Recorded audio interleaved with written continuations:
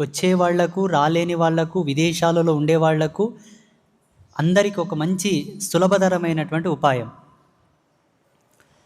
ఆషాఢ మాసం ఎంతో పవిత్రమైన మాసం, చాలా శక్తివంతమైన మాసం, దుర్భరమైనటువంటి మాసం కూడా, భయంకరమైన మాసం కూడా. ఎందుకంటే సైన్స్ ప్రకారం కూడా వర్షాలు పడి నేలంతా నాని, అంతకుముందు ఎండలో ఎండిన నేల సడన్గా తడవగానే ప్రకృతిలో కొన్ని విచిత్రమైన మార్పులు సంతరించుకుంటాయి సైన్స్ ప్రకారంగా. కానీ కాలాంతర్గత ప్రకారంగా సూక్ష్మమైనటువంటి కొన్ని దుష్టశక్తులు ప్రబలేటటువంటి సమయం అది. అట్టి దుష్టశక్తులను అణిచివేయడానికే వారాహి మాతను ఉపాసిస్తారు ప్రకృతి పరంగా.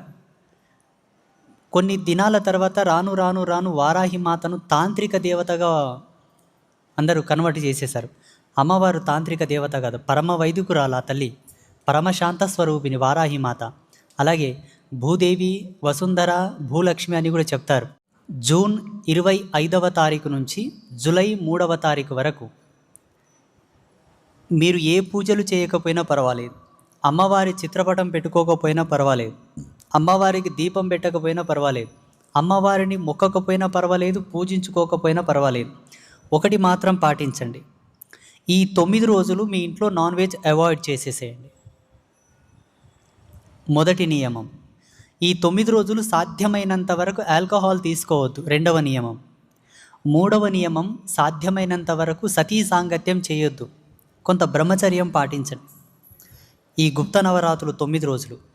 ఈ 3 నియమాలు పాటిస్తే మీకు వారాహి మాత అనుగ్రహం వచ్చినట్లే. అంటే ఈ 3 నియమాలు ఎంత పవిత్రమైనవి అంటే, తెలియకనే మన పాలిట పుణ్యానికి ప్రతిపుణ్యాన్ని ప్రసాదించేటటువంటి కల్పవృక్షం ఈ 3 నియమాలు. ఈ 3 నియమాలు ఏ సందర్భంలో పాటించినా కూడా జీవుడు పొందవలసిన రిజర్వేషన్స్ అన్నీ పొందుతాడు సునాయాసంగా. అటువంటిది ఇటువంటి పవిత్రమైనటువంటి తరుణంలో, ఇటువంటి పవిత్రమైనటువంటి దినాల్లో పాటించడం వల్ల భగవంతుడు సాక్షిభూతంగా మన ఇంటికి ఒక కళను పంపిస్తాడు. పో, ఆ ఇంట్లో ఈ 9 రోజులు బ్రహ్మచర్య దీక్షను పాటించారు. ఆ ఇంట్లో ఈ 9 రోజులు హింసాత్మకమైనటువంటి కూడు ఉడకలేదు. ఆ ఇంట్లో ఈ 9 రోజులు కూడా వ్యసనపూరితమైనటువంటి మద్యం ఎవడు సేవించలేదు. ఇల్లంతా పరమపావనమై ఉన్నది కాబట్టి నువ్వు వెళ్ళి ఆ ఇల్లును పావనం చేయి, ఆ యజమాని కష్టాన్ని దూరం చేయి, ఆ ఇల్లాలి యొక్క బాధను దూరం చేయి, ఆ ఇంటికి ఉండేటటువంటి శత్రుశేషాన్ని అంతా తీసివేయని చెప్పి అమ్మవారే మీకు ఆ శక్తిని పంపిస్తుంది. కాబట్టి సాధ్యమైతే ఈ 3 నియమాలు పాటించండి.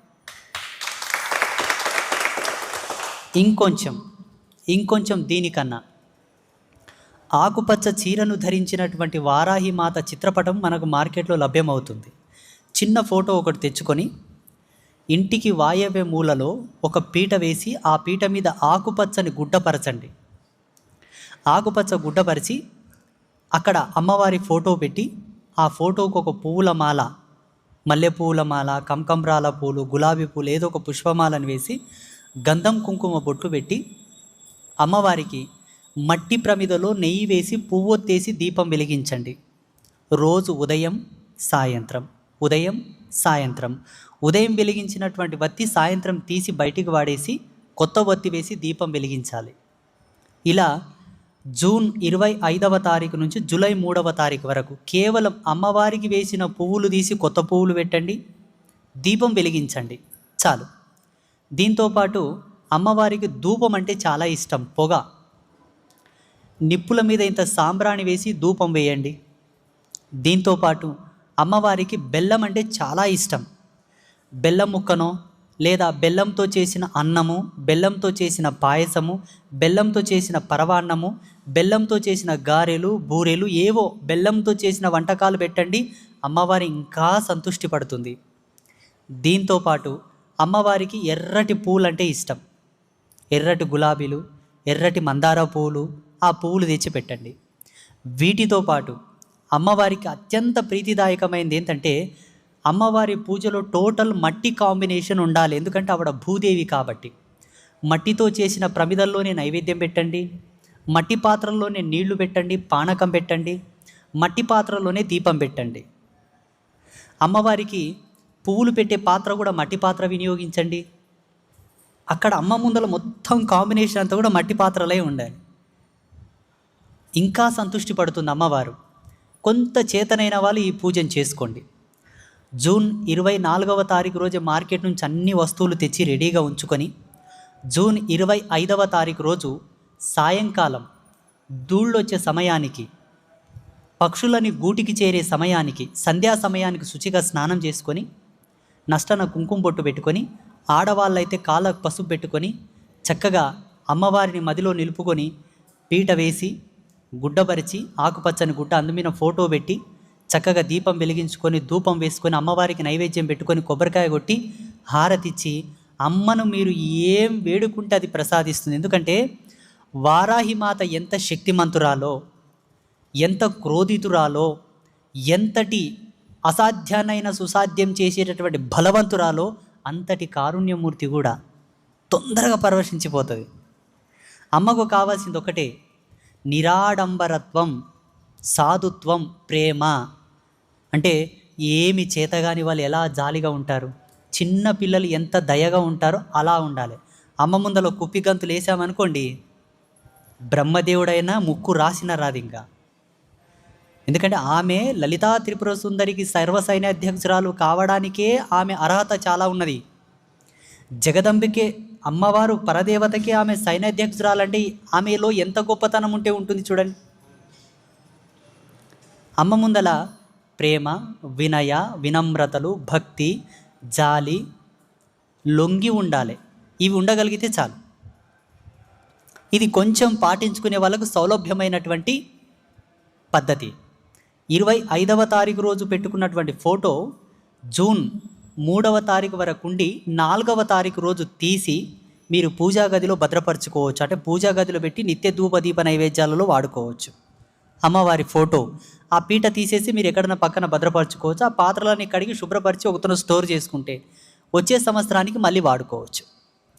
కానీ అమ్మవారి ఫోటో పెట్టి దీపం, ధూపం, నైవేద్యం పెట్టి మీరు ఏమైతే మొక్కుతారో, కాన్సెప్ట్ రిసీవింగ్, కాన్సెప్ట్ ఎంట్రీ, అమ్మ పాదాలకు నువ్వు ఏదైతే కోరికను నివేదన చేస్తావో తప్పకుండా ఆ 9 రోజులు అమ్మవారు నీ కోరికను తప్పకుండా నెరవేరుస్తుంది. తప్పకుండా ఆ కోరిక సఫలమవుతుంది, దాంట్లో సందేహం లేదు. పోయిన సంవత్సరం నేను చెప్పిన తర్వాత చాలామంది వారాహి నవరాత్రులు చేసిన వాళ్ళు లాభాలు పొందారు. వారాహి మాతను ఉపాసించి, పూజించి, అనుష్ఠించి, అర్చించి, భజించి, కీర్తించిన వాళ్ళకు ఉండే లాభాలు ఏంటంటే శత్రుశేషం ఉండదు. ఎవరో ఒక భూమిని కబ్జా చేస్తారు, బలము చేత, రాజకీయ బలము, పైసా బలము చేత ఒక భూమిని కబ్జా చేసేస్తారు. యజమాని వెళ్ళి వాళ్ళతో పోరాడలేరు, శక్తి సరిపోదు. అన్ని విధాలుగా వాళ్ళు బలవంతులు అయి ఉన్నారు కదా, ఈయన పోతే ఎక్కడ నన్ను చంపుతాడో అని గుట్టు అనుకుంటే ఇంట్లో కూర్చుంటాడు. పోదునా ఆ జానెడు జావ కొరకు నా ప్రాణం పోతుందో ఏమని ఒక భయం. మళ్ళీ ఆస్తిని వదులుకోవడానికి కూడా మనసు ఒప్పదు. అటువంటి వాళ్లకు వారాహి మాతను పట్టుకుంటే శత్రువు యొక్క ముక్కు పిండి మరి నీ ఆస్తి తెచ్చి నీ కాలకాడ కూర్చోబెడతా, ఇందులో సందేహం లేదు. ఇంకొక మాట, ఏదో ఒక పాపమో కర్మనో మన ఈపులో పడి మన మీద కేసు అయింటుంది. కోడలకు కేసు పెట్టిటది, లేదా అన్నదమ్ములు కేసు పెట్టిటారు, బిజినెస్ పార్ట్నర్లు కేసు పెడతారు, లేదా దారిన పోయే కంపంత నెత్తిమీన వచ్చి ఎక్కడనో పోయిన గాలికి ఈయన మీద కేసు అయితే చాలామంది అట్లా ఉన్నారు సమాజంలో. ఈయనది ఏమీ తప్పే లేకుంటుంది, వేరే వాళ్ళదంతా ఈయన మీదకి వచ్చి కేసు అవుతుంది. మొన్న ఒక ఆయన ఎవరో రామ్మూర్తి అంట తప్పు చేసిన ఆయన, ఈయన పేరు కూడా రామ్మూర్తి అవ్వడం వల్ల ఈతని మీద కేసు అయింది.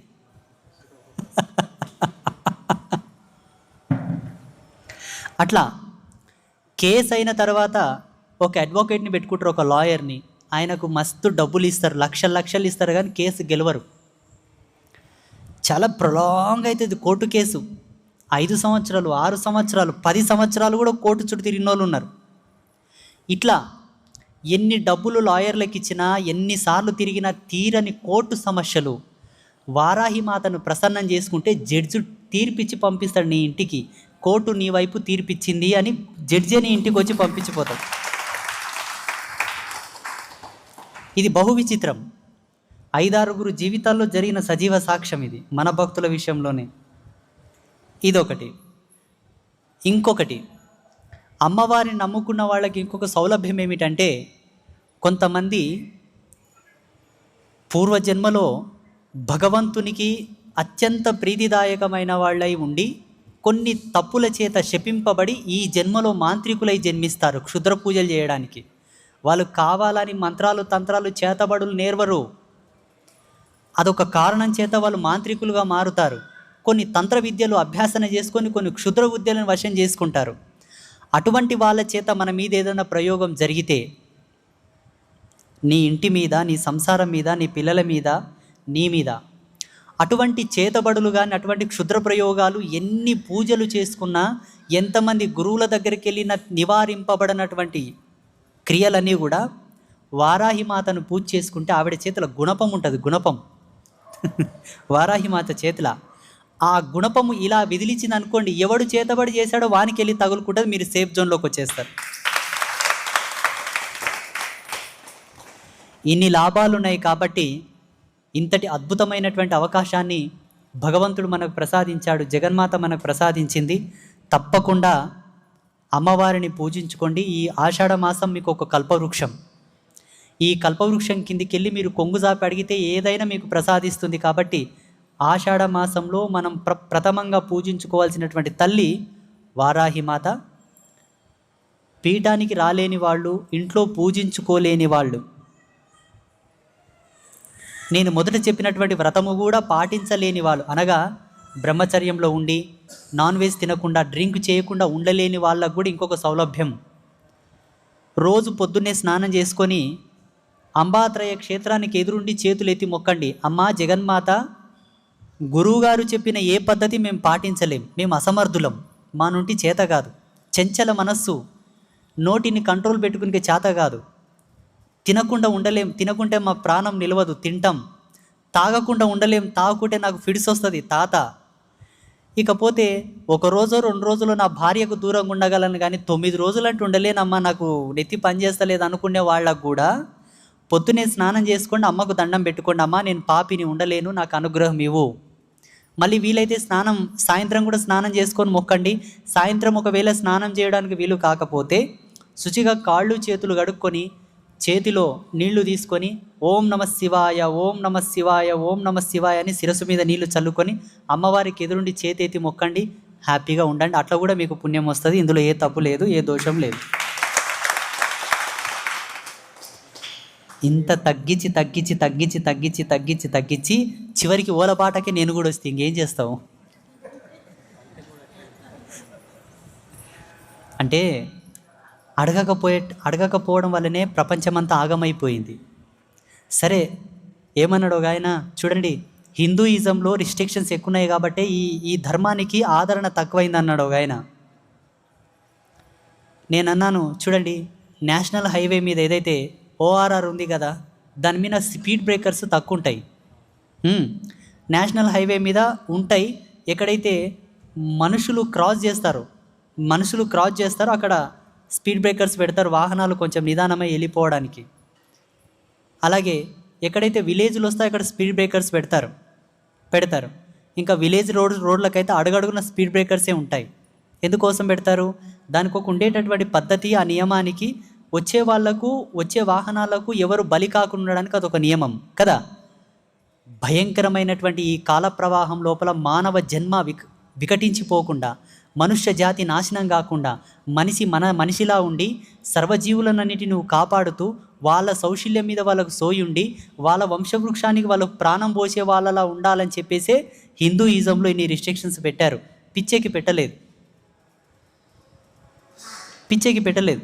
ఇదంతా ధర్మసూత్రావళిని అనుసరించి పెట్టినటువంటి నియమాలని చెప్పాను ఆయనకు నేను సమాధానం. ఆ పద్ధతిలోనే ఆషాఢ మాసంలో వచ్చేటటువంటి వారాహి నవరాత్రులను పూజించుకోవడానికి అందరికీ ఇష్టం ఉంది, కానీ నియమాలు పాటించి ఆ పూజలు చేసుకోవడానికి ఓపిక లేవు. అందుకే నేను చెప్పిన సౌలభ్య పూరి